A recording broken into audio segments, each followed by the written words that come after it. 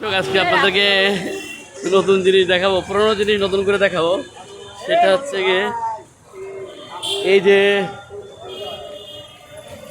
সেই যশোরের একমাত্র 5 স্টার হোটেল ছিল, যেটা জাবের হোটেল নামে পরিচিত।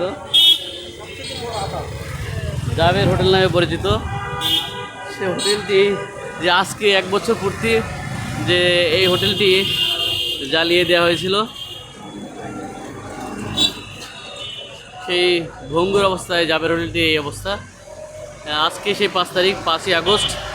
5ই আগস্টের ঠিক দুপুরবেলা এই জাবের হোটেলটি জ্বালিয়ে দেওয়া হয়েছিল। সেই হোটেলের বর্তমানের এই অবস্থা। ইতিহাস কথা কয়, জিনিস থেকে যায়, ইতিহাস কথা কয়।